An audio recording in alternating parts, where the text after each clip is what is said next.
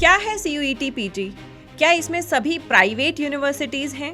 मैं ये कहूँगी कि हर इंसान का अपना एक तरीका होता है पढ़ने का और अपना उसी तरीके पे आपको स्ट्रिक्ट रहना चाहिए। या जैसे आप किसी 2 टर्म में कन्फ्यूज़ हो रहे हैं, भाई हेट्रोज़ाइगोसिटी क्या था, हेट्रोजेनिटी क्या था, किन सब्जेक्ट्स पे ज़्यादा फोकस करना है। तो ये सब्जेक्ट्स होंगे आपके एग्रोनॉमी, जो बच्चे 2026 में CUET PG का एग्ज़ाम देना चाहते हैं। नमस्कार दोस्तों, तो मैं हूं आपकी मेंटर डॉक्टर मीनाक्षी राठी और आज इस सेशन में हम बात करेंगे CUET PG के बारे में। क्या है CUET PG? क्या इसमें सभी प्राइवेट यूनिवर्सिटीज़ हैं? इसमें करियर ग्रोथ कैसे होगी और अंतिम 7 दिनों की इस तैयारी में आप कैसे अपनी तैयारी को बूस्ट कर सकते हैं, इन सभी क्वेश्चंस पर आज के इस सेशन में हम बात करेंगे। तो आपका एग्ज़ाम होगा 30 मार्च को और अभी सिर्फ कुछ दिन बाकी हैं। इन लास्ट के दिनों में आपको अपनी प्रिपरेशन कैसे करनी चाहिए? तो लास्ट के कुछ दिनों में काफ़ी लोग कहते हैं कि पढ़ना छोड़ दो या रिवाइज करना भी छोड़ दो, अपने माइंड को रिलैक्स करो। मैं ये कहूँगी कि हर इंसान का अपना एक तरीका होता है पढ़ने का और अपना उसी तरीके पे आपको स्ट्रिक्ट रहना चाहिए। जैसे कि मैं कभी भी अपनी पढ़ाई छोड़ती नहीं थी, मैं लास्ट दिन तक भी पढ़ती रहती थी। तो लास्ट दिनों में आपकी प्रिपरेशन स्ट्रैटेजी क्या रहने वाली है या क्या रह सकती है? तो सबसे पहले 3 या 4 दिन जो आपके लास्ट के होते हैं उसमें रिवीजन स्टार्ट कीजिए। अब नए टॉपिक्स पे जाना बंद कर दीजिए या कुछ नई बुक्स को खरीदना, नई बुक्स से पढ़ना छोड़ दीजिए। अभी आपका लास्ट में जो काम होना चाहिए वो रिवीजन का काम होना चाहिए। स्पेशली स्टार्ट कीजिए उन सब्जेक्ट से जिन सब्जेक्ट्स में आपको मुश्किल आती है या फिर आपको डिफ़िकल्ट लगते हैं। रिवीजन के साथ साथ आप क्वेश्चंस प्रैक्टिस करें डेली बेसिस पर। लास्ट के दिनों में क्वेश्चंस बहुत इंपॉर्टेंट रोल प्ले करते हैं। जब आपके एग्जाम में सिर्फ 2 या 3 दिन बचेंगे तब आप इस रिवीजन को भी स्टॉप करेंगे और सिर्फ मॉक टेस्ट लगाएंगे। दिन में आप जितने 2, 3 या 4 मॉक टेस्ट लगा सकते हैं, सिर्फ मॉक टेस्ट लगाना शुरू करेंगे। मॉक टेस्ट आपको टाइम मैनेजमेंट सिखाता है कि आप इतने टाइम में कितने क्वेश्चन कर पा रहे हैं। आपको जो आपकी एग्ज़ाम एंजाइटी है वो कम हो और बेटर मैनेजमेंट के साथ आप अपने एग्ज़ाम में बैठ पाएँ। एक माइंड क्लैरिटी देता है आपको कि एग्ज़ाम में किस तरीके के क्वेश्चंस आपके बनकर आने वाले हैं। तो लास्ट के 3-4 दिनों में कुछ नहीं करना, सिर्फ मॉक टेस्ट लगाने हैं और जिन मॉक टेस्ट में जो क्वेश्चन आप गलत कर रहे हैं उनके राइट आंसर्स ढूंढने हैं और उनको याद रखना है। लास्ट के 1 दिन पहले आपको क्या करना है? लास्ट के 1 दिन पहले जो सिर्फ आपको कंफ्यूज करती हैं चीज़ें या जो चीज़ें आप मतलब हमेशा कंफ्यूज रहते हैं, क्लियर नहीं कर पाते या याद नहीं कर पाते हैं, सिर्फ उनका रिवीजन करेंगे। जैसे कि अगर मैं अपने बेसिस पर इस बात को कहूँ तो मुझे साइंटिस्ट के नाम या ईयर्स कभी भी याद नहीं रहते थे, तो हमेशा मैं उनकी एक लिस्ट बना लेती थी और लिस्ट बना के जस्ट 1 दिन पहले उसे रिवाइज करती थी ताकि मुझे सारे ईयर्स याद रहें कल के एग्ज़ाम के लिए। तो ऐसे ही आपके भी जो भी टॉपिक्स हैं, ईयर्स हैं, शॉर्ट नोट्स हैं, या जैसे आप किसी 2 टर्म में कंफ्यूज हो रहे हैं, भाई हेट्रोज़ाइगोसिटी क्या था, हेट्रोजेनिटी क्या था, तो जिनमें आप अक्सर कंफ्यूज होते हैं, 1 दिन पहले आप सिर्फ उन चीज़ों को देखेंगे, कुछ भी नया नहीं उठाएंगे। तो यहाँ पर आपने एटलीस्ट जो पढ़ा है वो अपने लास्ट 7-8 डेज़ में अच्छे से कंप्लीटली रिवाइज कर लिया है, उसको प्रैक्टिस कर लिया है और तब आप एग्ज़ाम में बैठेंगे तो आप बहुत अच्छे से एग्ज़ाम को दे पाएंगे। माइंड क्लैरिटी अच्छी रहेगी, टाइम मैनेजमेंट अच्छी रहेगी और एक और चीज़ का ध्यान आप रखेंगे मॉक टेस्ट में कि आप नेगेटिव जो क्वेश्चंस हैं वो अटेम्प्ट नहीं करेंगे। जो क्वेश्चंस आपको नहीं आते उन्हें अटेम्प्ट नहीं करेंगे, नेगेटिव मार्किंग को आप अवॉइड करेंगे। इस तरीके से आप अगर प्रिपरेशन करते हैं तो लास्ट 7 डेज़ में आपने जो पीछे जितनी भी तैयारी करी है कंप्लीट रिवीजन होगा और बेटर तैयारी के साथ आप एग्जामिनेशन दे पाएंगे। अब अगर हम बात करें कि लास्ट डेज़ में हमें किन सब्जेक्ट्स पे ज़्यादा फोकस करना है, तो ये सब्जेक्ट्स होंगे आपके agronomy, soil science, horticulture and genetics and plant breeding. 50 to 60% question इन्हीं 4 सब्जेक्ट से आएंगे और ये आपको अच्छे से रिवाइज करने हैं बिकॉज 60% 50% यहीं से आ रहा है और सिर्फ 4 सब्जेक्ट हैं, इनको आप इजीली रिवाइज कर सकते हैं। अगर लेवल ऑफ क्वेश्चंस की बात करूं CUET में, तो CUET में बहुत टफ क्वेश्चंस नहीं आते हैं, moderate to easy level of question आते हैं। लेकिन हाँ, बच्चे को थोड़ा लगता है कि टफ है क्योंकि एजर्शन रीज़न वाले क्वेश्चन आते हैं, मैच द फॉलोइंग वाले क्वेश्चन आते हैं, सही क्रम में लगाने वाले क्वेश्चन आते हैं, जो कि कंसेप्चुअल क्वेश्चन होते हैं। कंसेप्चुअल क्वेश्चन का मतलब है कि आप कोई वन लाइनर किताब पढ़ के इनको सॉल्व नहीं कर सकते हैं। अगर आपके कंसेप्ट क्लियर होंगे तभी आप इन क्वेश्चंस को अटेम्प्ट कर पाएंगे। बहुत इजी कंसेप्ट पूछे जाते हैं, बहुत घुमा फिरा के क्वेश्चन नहीं पूछे जाते। आप इजीली इन क्वेश्चन को करेंगे अगर आपने अच्छे से अपनी प्रिपरेशन की हुई होगी तो। अब बात करते हैं जो बच्चे 2026 में CUET PG का एग्ज़ाम देना चाहते हैं, उनके मन में कई सारे क्वेश्चंस रहते हैं। उन क्वेश्चन का आंसर भी हम इस सेशन में देंगे। इस सेशन में हम बात करेंगे कि CUET का एग्ज़ाम पैटर्न क्या है, हम बात करेंगे इसकी एलिजिबिलिटी के ऊपर, हम बात करेंगे इसके सिलेबस के ऊपर, और आपको CUET PG के लिए प्रिपेयर क्यों करना चाहिए, क्या इसके फ़ायदे होते हैं, वो इस सेक्शन में हम बात करेंगे। तो जो भी स्टूडेंट इस सेशन को देख रहे हैं और जो चाहते हैं कि वो 2026 में CUET PG का एग्ज़ाम देंगे, तो सबसे पहले आपको ये ध्यान रखना है कि जनवरी में आपके एप्लीकेशन स्टार्ट हो जाते हैं CUET PG के लिए। तो जैसे ही 2026 जनवरी आएगा, आपको CUET PG की ऑफिशियल साइट रेगुलरली विजिट करनी है ताकि आप इनके नोटिफिकेशन को टाइमली देख पाएँ। और इसके लिए आप हमारे चैनल को भी सब्सक्राइब कर सकते हैं। इस तरीके के जो भी हमारे जॉब अलर्ट्स हैं या फिर आपके MSc या आपके जो PhD के एंट्रेंस के जो एग्जामिनेशंस होते हैं, उनके नोटिफिकेशंस हम अक्सर लेकर आते रहते हैं। नेक्स्ट इंपॉर्टेंट ये है कि आपका एग्ज़ाम जो है मार्च में कंडक्ट किया जाता है, जैसे कि अभी 30 मार्च को किया जाएगा। तो मार्च में आपका एग्ज़ाम कंडक्ट हो सकता है anywhere between mid March to end March. तो इसी हिसाब से आपको इन चीज़ों का ध्यान रखना है अगर आप 2026 के लिए प्रिपरेशन कर रहे हैं।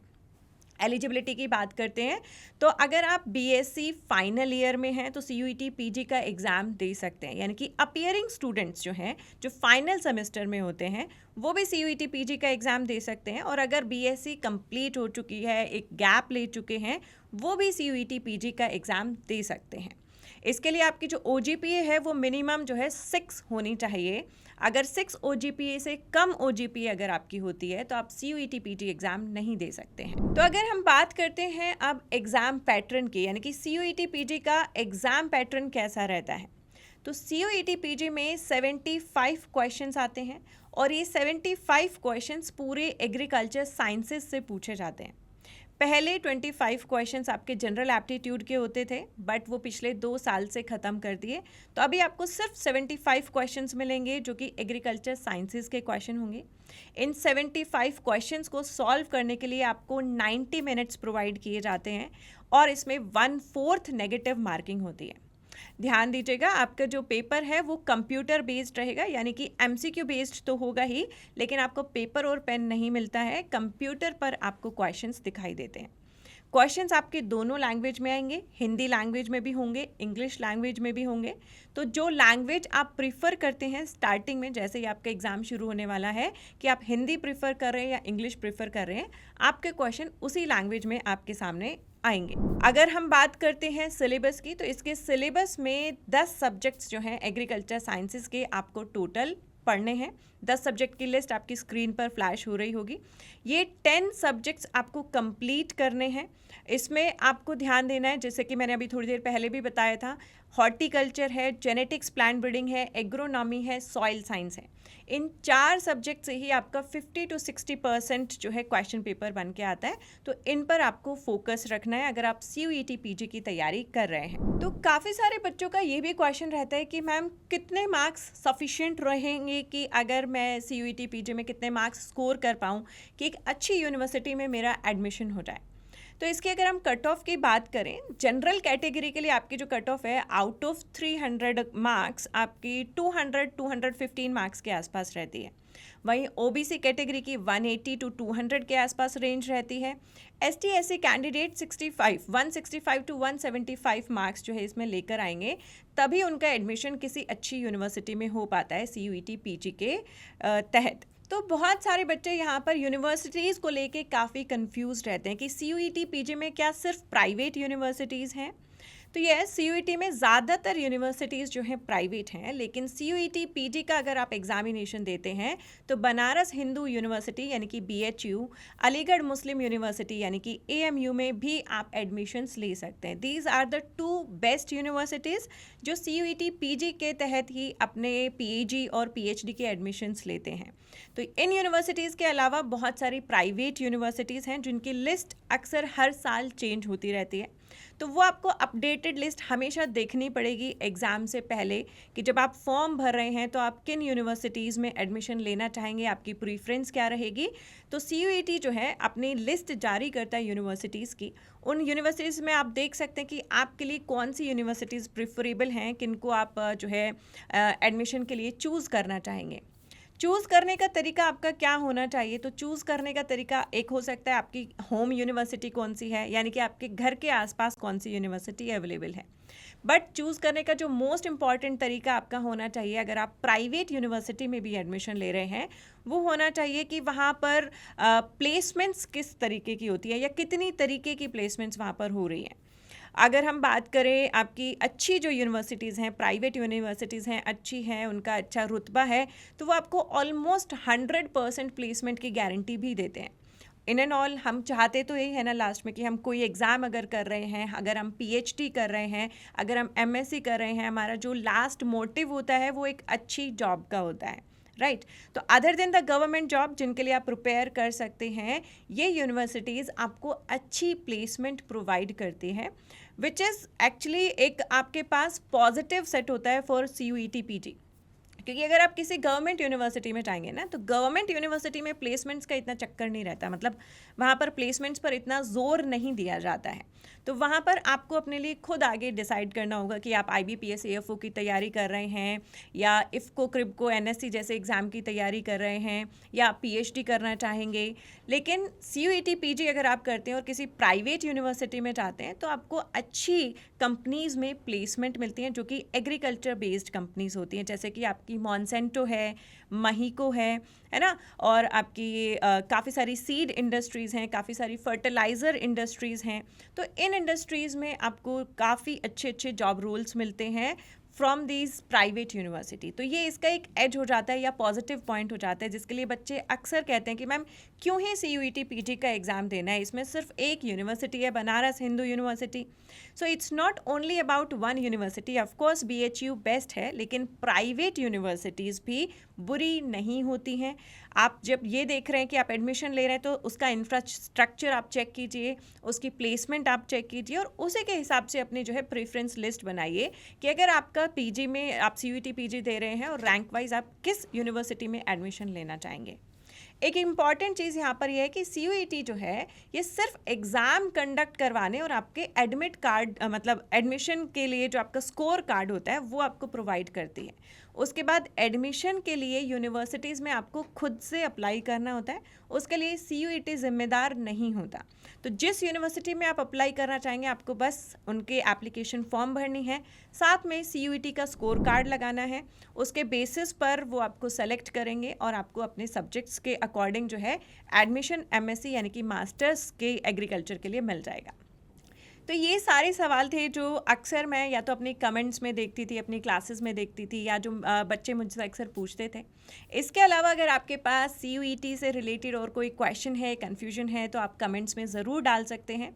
इस तरीके के छोटे छोटे पॉडकास्ट सेशन हम आपके लिए लेकर आते रहेंगे जहाँ पर डिफरेंट एग्ज़ाम्स के बारे में हम बात करेंगे ताकि आपको उस एग्ज़ाम की पूरी जानकारी हो। और अगर आप प्रिपेयर कर रहे हैं CUET PG 2026 के लिए तो आप हमारे फाउंडेशन बैच में एडमिशन ले सकते हैं फॉर CUET PG और अपनी तैयारी जो है आज से ही शुरू कर सकते हैं। Thank you so much guys, फिर मिलेंगे किसी और सेशन में कुछ और नए एग्जाम इन्फॉर्मेशन के साथ। सेशन को लाइक और शेयर ज़रूर कीजिएगा एंड सब्सक्राइब टू एग्रीकल्चर अड्डा 24/7।